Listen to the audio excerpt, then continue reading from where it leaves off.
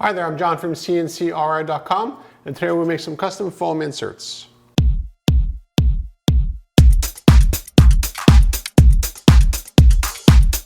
If you want to ship something that doesn't get broken along the way, the best way to solve that problem is have us make custom inserts for you. Now in this case here, the customer makes custom products, and they ship them back and forth between different customers and suppliers to get the finished product.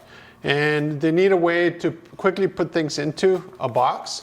So basically you put in all the product here, and you put another layer on top, another layer on top.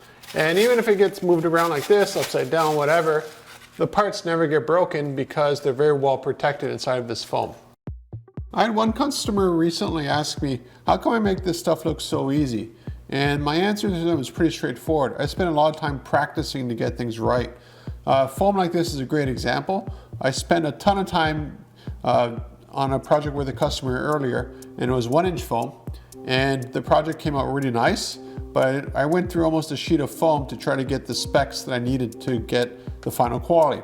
Now the challenge was when I went to 2-inch foam, the bit that I used for the 1-inch would no longer work for the 2-inch, which is kind of strange, but that's just the way it worked out. So that means I had to go see the distributor of the bits again and say, well, now I'm cutting thicker foam, do you have any bits? And of course, they've never seen this kind of foam before. Most of the processes and jobs that I take on are things that a lot of people don't even touch. So I had an idea of the bit that would produce a nice quality finish, and I asked them to send me that. And it wasn't made for foam, it was made for something else. But it ended up working really, really well after a lot of testing for the feeds and the speeds and all that kind of stuff. So that's why this might look a little rough just because it's an upcut, but the final result on all the edges once this is cleaned up is really nice and sharp. And I'm surprised it's even a better finish than the old bit that I was provided with from the manufacturer. There are tons of different kinds of foam that we can use when making these custom foam inserts.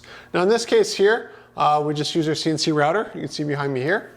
And for making the foam, it works out great because it has pockets. If we were to use our laser to make this product, we'd have to use different layers and then glue them together or adhesive or whatever to get them to stick together. Making them out of one solid unit, it makes manufacturing a lot more cost effective, a lot easier. And for the customer at their end, well, there's nothing really to break down. It's just one solid piece. And when it comes to your options, they're completely endless. In this case here, this is 2 inches thick. It's a nice thickness, and the product is almost roughly 1.5 inches.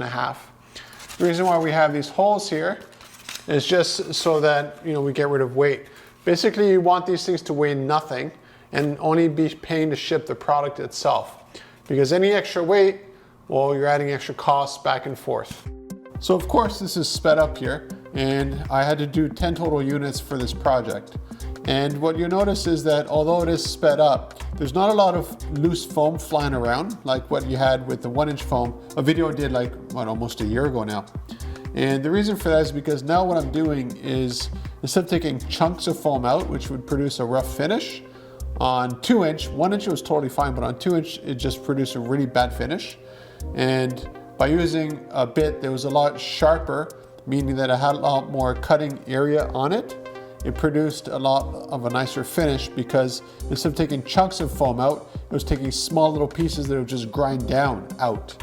And that's why all the edges, if you look at it closely, you can see all the edges are nice and clean. And that took quite a bit of testing to get to that point. Now, the other reason why there's not much stuff floating around as an earlier video of this is because I have the extraction system sucking it up. Foam weighs almost nothing, so you don't need a lot of pressure to sort of suck something up. And especially when you have an upcut, which is, again, that's why the finish on all the edges looks kind of rough until that's cleaned up. But all those little bits of foam just literally weigh nothing. So any sort of vacuum system has no trouble at all cleaning it all up. That does pose an issue though, because if you're sucking up all the foam all around when you're cutting them out, you don't want them to actually move around, and that's generally what would hold them in place. So therefore I had to add tabs and do other kind of work to get a product that didn't move.